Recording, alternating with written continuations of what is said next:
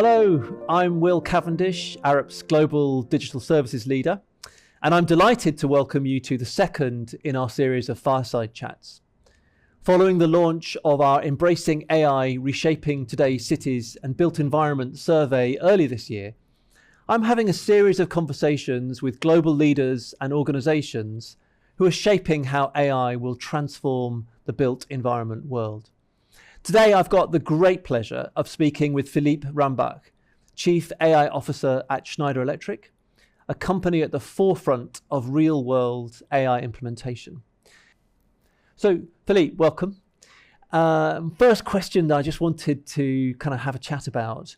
In the work that Schneider Electric is doing, overall, where are you seeing AI being most effective and delivering the best outcomes for your clients at the moment? Hi, Will, and thank you very much to have me in this talk. Obviously, you know that the biggest challenge of our generation, of our time, is still climate change, and how can we both use energy more efficiently, to use less energy, and also use a more decarbonated energy so that we can continue to live in a sustainable world. So that would be, for me, where AI can play a very, very strong role. And as you know, the building industry, both when you build and also when you use, is a strong contributor of energy usage, of energy consumption. So for me, if you ask me, my first sentence, my first view is AI can help our customers in the building and the construction industry to reduce their energy cost and also to decarbonize at the same time their impact on the world. So that would be really, for me, the headline. So that's often a point of controversy, isn't it? There's sort of public debate about, is AI going to help us save the planet, or actually is it going to worsen the condition of the planet? For you personally, for Schneider Electric, you're pretty clear then. You think that AI net is going to be a significant enabler in enabling us to sort of deliver sustainability outcomes while pleasing our clients. Is that sort of where you are at the moment? Yeah, I would say, like many technology in itself, they are not good or bad. It really depends how you use them. So when you focus to use AI on saving energy, what we have demonstrated in many, many use cases is that for, let's say, 1 ton of carbon emitted to run the model, because of course running the model has a cost, you can save between 400 to 1,000 tons of carbon. So the return of investment on the carbon spent versus the carbon saved is definitely positive. Now, of course, if you use generative AI to write fun sketches for your neighbor, you don't really impact that positively. That's very clear. So the question is how you use it. But definitively used for the right application, AI can tremendously help in using less energy and using more decarbonated energy. That's really helpful. And I can imagine that might be personally quite motivating for you as an individual, Philippe. I know that you work within a big company like Schneider Electric, but I imagine that's something that you might, look at yourself in the mirror in the morning and feel that's quite proud and quite motivating. I'm not sure of that, but for sure, if I take even something, as simple and as, I would say, obvious, like take a room controller, something that you find in every office, in every building, in every hospital, in every hotel. The first level to save energy is to use your building management system to only heat or cool your room when it is used. But then you can use AI to use machine learning and learn the thermal behavior of the room and use that law to then optimize the way you heat and cool and save an additional 10-20% energy. So imagine something as simple as a room controller, as commonly used today.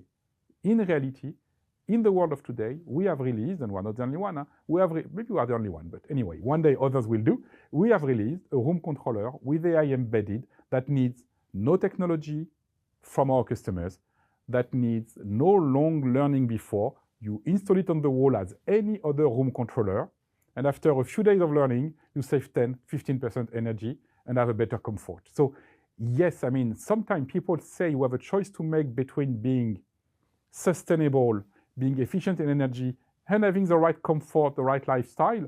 We can actually achieve both today, and AI will not be the only solution to that, but clearly a strong contributor with things, again, as simple as a room controller, up to much more complex things where we also put AI in our system to manage distribution network, or in large buildings where we use AI to optimize the consumption of renewable versus grid, to reduce the cost and reduce the carbon emissions. And we can go more in details, but from room level to very large building levels to retail stores, AI today can help save an additional 10, 15, 20% energy, impacting both the revenue of our customers by making them more efficient and at the same time decarbonizing. Fantastic. Yeah, really exciting and powerful real world stuff. Philippe, we've already dropped into the habit of, even in this conversation so far, of talking about AI as if it was one thing. But there'll be a lot of people who watch this fireside chat who will be familiar with the fact that AI is a number of different things. And so I just wondered, from your perspective, digging now a little bit deeper, what are some of the different AI systems that you and your teams are looking at? What are the different types of AI that you're finding useful, both for Schneider Electric itself, because I'm conscious that you lead that part of the team, but also in the work you deliver for your clients, because that's another part of what you and your teams do. So what are the sort of different AI systems that you think are proving quite powerful at the moment? That's a very, very important question for me. And as much as you can see in the way I speak about it, as much as I'm in love with AI and the latest release and the latest innovations and all of that, we should never get blindsided by the technology for the sake of technology. We should always look at what is the problem we want to solve, what is the client issue we want to solve, what is the internal process issue we want to solve, and choose the right technology. And the right technology is not always a 500 billion parameters LLM that consume, by the way, a lot of energy. So in our world, I would say that some of the things we want to solve, we solve it with what some people would qualify as traditional AI, but I can tell you, there is nothing traditional in that. Innovation continues every day, but it is not LLM-based. It is much smaller models that use much less energy. If I come back on this room controller example, of course, we don't embed an LLM in a room controller. So it's a much smaller model, but that makes the job. So we use that, and we use, of course, agentic, LLM, etc. I would say if I look in numbers and in types, we usually classify our agents in two kinds. Operational agents that operate almost 100% by themselves with very little involvement of human. And those are very often built on classical analytical AI. And on the other side, the ones which are much more interactive, where the user will be able to speak with the machine, ask questions, get knowledge. And those ones are most of the time much more built on LLM and agentic AI and so on. But both are very important. And we should use the right technology for the right application.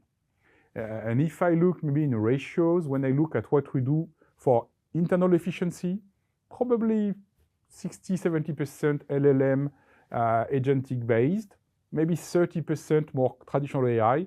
And for our customers, when at the end we speak a lot about energy efficiency, which is about forecasting, which is about anomaly detection for maintenance, which is about optimization, then the traditional AI works very, very well with an incredible level of accuracy and much, much less energy needed. Our clients also need, of course, generative AI, LLM, agentic, for things like helping them write the software for their automation, helping them use complex software like digital grid, etc., etc. But that's what I would say. AI is not only LLM, agentic AI. AI is also more traditional, but very, very useful for many, many applications. That's really, really interesting. I think, recently we in Arup, we've sort of classified our AI work in six main AI systems, like predictive AI, time series data often, vision AI using satellite data and drones and sort of camera systems, language-based AI, more traditional language-based AI based on natural language processing, then Gen AI, agentic AI, science-based AI, and I guess for us, the more sort of workhorse models, as it were, the predictive, the vision, the language, are proving very impactful here and now. And in those areas, we're not looking to make new breakthroughs in the fundamental AI capabilities, but the skill and the technique is all about understanding how they can work in real world systems like a building or an energy system or a water utility or a design practice. And actually that takes a huge amount of expertise that sits on top of the workhorse AI model. And then, as you say, there are sort of more recent AI, but you shouldn't underestimate the ingenuity and skill associated with what's now seen as traditional AI, even if a few years ago that was still leading edge. But now it's almost become, oh, well, that's just normal stuff. And I wondered if you had a similar kind of experience. You're finding the actual deployment of these things in real world settings, challenging and exciting, even if the underlying AI might be quite stable and well understood. Yeah, because you still have, complex problems to solve. For example, one of the issues most people will face in the industry of construction or the buildings is your users, your clients are not high-end AI specialists. So you need to find a way to bring the value of AI to them in a way where they do not need to become those high-end specialists. They just need to do it the same way they were always doing it. That means a few things. That means it has to work by itself. That means it has to learn by itself. That means, if I take a stupid example and I stay with this room controller, it's easy to explain. There is no way that you or us ask our customers to provide us with a month of recordings before the installation so that it can work. So it has to work from day zero and improve by itself by learning day after day and doing always better. So there are challenges, to make it work still technically, but then there's a lot of value by doing that. So yes, I fully agree with you. AI is multifaceted. And we should always really, again, start from what do we want to achieve? What is the accuracy we need? What are the data we have? What is also the compute power available locally? Do I have a cloud connection? Not every building, not every installation in the construction world has a cloud connection. What can I do without a cloud connection? All of these questions should guide our decision of what is the right technology to solve this problem. And of course, not forgetting the energy consumption. If I can do the same with a small model rather than using an LLM, I achieve the same result with much less energy consumption. So absolutely aligned with you, and I like your classification in 6 categories. That's a good way to not forget that there are many, many different things that AI can do, leveraging different AI technology. And maybe I will tell you a short, almost a joke, but I was in a review meeting 1 year ago, and we did the exploration, and we say to the team, we looked at it, actually a simple linear regression can do the job. The guy was disappointed, but if it works, good. It works, that's right. Brilliant. Well, I think you've touched, my next question, you've touched on a couple of things already, but, you've been sort of pushing forward on using AI in Schneider Electric for, 2 or 3 years now. Indeed, that's your role.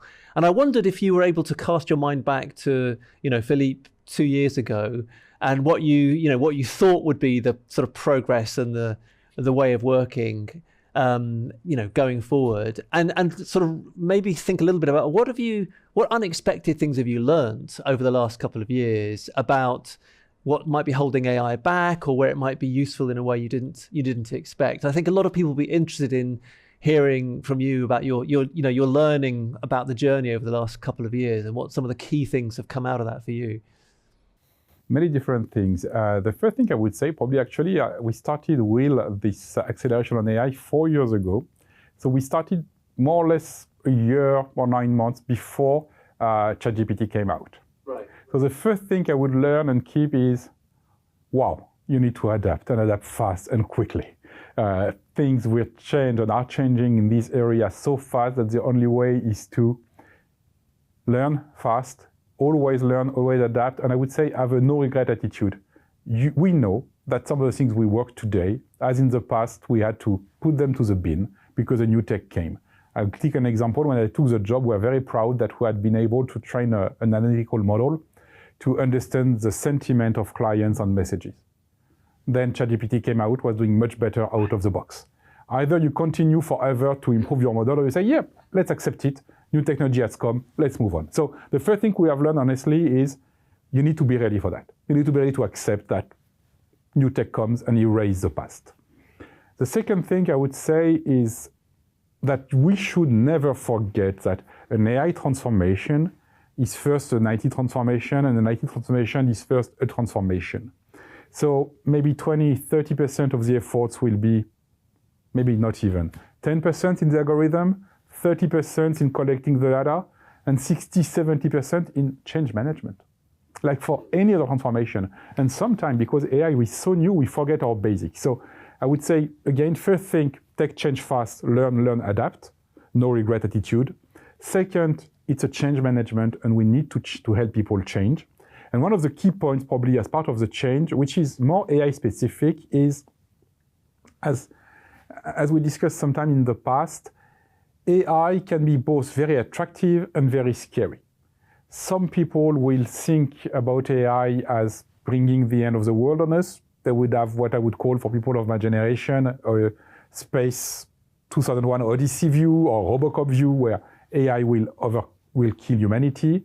Other people, and sometimes they say that to me, will say, you know, Philippe, 4 years ago or 6 years ago, people came with blockchain, then people came with metaverse. You know what, I'm going to wait 2 to 3 years and AI will go. None of that is true. So super important as part of the change to take care of the AI culture of your whole company. And not only of your 400, 500, 1,000 top experts, but everybody. In Schneider, we took that so seriously that we decided to train our 140,000 employees, including factory workers, to AI. We have a system of mandatory trainings where everybody has to go through it. So far, it was mostly compliance training about sexual harassment, about corruption, this kind of thing. This year, we added to this set an AI training because we think people need to understand what AI can do. What are the limits of AI? AI is not perfect, but it's good. And making sure everybody understands that. So I would say the third point is really acculturation, making people understand it. And the fourth one is probably, and then I will stop my list because I could go forever. The fourth one would be AI alone will do nothing. You need to combine AI and domain knowledge. You cannot just take data and take the truth out of it. You need data, algorithm, and domain knowledge. So extremely important to find a way in how you bring AI to your clients, to your employees, that you find a way to merge those two. And it's quite difficult because most of the people you can hire who are knowledgeable in AI don't have the 10 years of domain expertise, of course. And the one with 10 years of domain expertise usually don't have the AI knowledge. So in our company, what we used was fully leverage Agile to create squads with both competencies. But whatever technique you choose, you really need to make sure you find a way to combine domain knowledge with AI expertise, and always starting, as we were saying, from the business value, not from the tech. So that's what I would say in terms of things that can block. You can take it positively or negatively, but don't start from tech, but start from business value. Make sure your people are enough accultured to it. Find a way to combine domain knowledge and AI expertise, and don't forget that first, it is a change, and you need to have a change management process. Yeah, absolutely. And I mean, on that last point, and I guess I'm reminded of that famous phrase that innovation is 10% inspiration and 90% perspiration. You know, like the model will get you 10%, but actually the change management of people and process and workflows, you know, are the big thing. But just reflecting on another point there, I think the point about bringing together sort of digital AI expertise with domain expertise, to me also points to, I think, something very positive about where the value opportunity is likely to be. I think we're seeing, you know, the sort of classic large language models becoming all pretty sort of, you know, inexpensive general purpose underpinnings. But we're seeing the big value in our work and for our clients coming when we train up things with genuine engineering knowledge or ecological expertise or technical knowledge and project knowledge completely embedded in the AI. And that's the sort of defensible moat, which is really going to add value. And I think I heard something a little bit similar from what you were describing there, which is fascinating. So Philippe, that's been a really helpful kind of, you know, what lessons have you learned in change over the last couple of years. Let me sort of finally in our conversation look forward a little bit and ask you, you know, in a sense, quite a personal question. So if you think about the next, you know, 2 to 3 years, you're looking forward, what are you personally most worried about a bit, but also what are you personally most excited about the potential of AI in the built environment? I mean, first, Will, I have to say that I took a vow to never speak about the future of AI because I can only be wrong with what I've learned the last 3 years. But just for you, if I take that risk, I would say my biggest concern, and you may be surprised, but what is that people put too much hope in it. It does wonderful stuff, but it has limitations. And if we don't explain to the people the limitation, then we're going to create distrust when it's wonderful. If I take large language models and all of that, it does not give 100% accuracy despite all our efforts. If we promise to people 100% accuracy, we're going to disappoint them and lose them. However, something that makes an excellent draft, something which is 85% accurate, in many, many cases brings a lot of value. We have made for our teams a tool to help them do quotation. They save 80% of the time. It's wonderful. They don't save 100%. So my biggest fear is people having the right understanding, the wrong understanding of AI, either putting too much hopes or too much fear. And us AI specialists, it's really our job, our duty to educate, help people understand what it does, what it does not. And that's for me probably the first thing, and it's really extremely important that we do that job, that we do that properly. Then my biggest hope, and I come back to my very first statement, is energy is critical by many, many aspects. Cost for clients, impact on the planet, even geopolitical impact. If we can find ways to use less energy and a more decarbonated renewable energy, we can do a lot for the planet. And today, with AI, we have a double-digit impact, 10, 15% on all of that. It has to be deployed everywhere. We have to drive this change all around the world. And that, for me, is my biggest hope. If we can do that, with companies like yours, by the way, then we'll really have a tremendous impact on everything.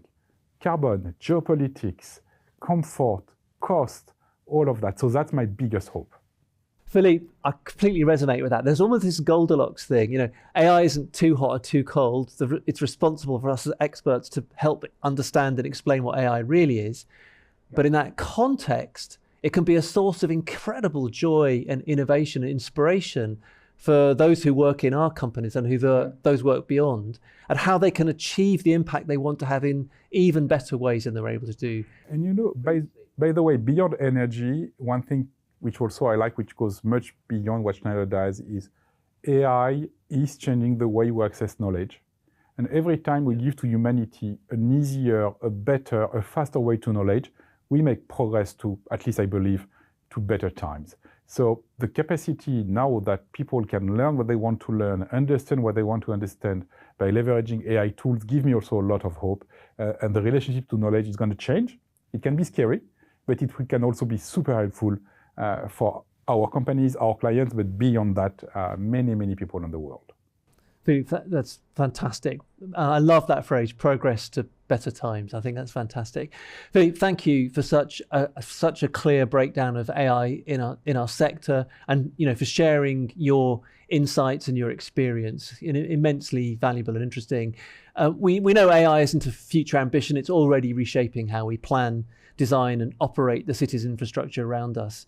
And what we've heard today, from you is fantastic examples of how this shift is happening and how AI can help us do that even more. So many thanks for the conversation, Philippe. It's been absolutely thrilling, and appreciate you joining the Fireside Chat today. Thanks very much.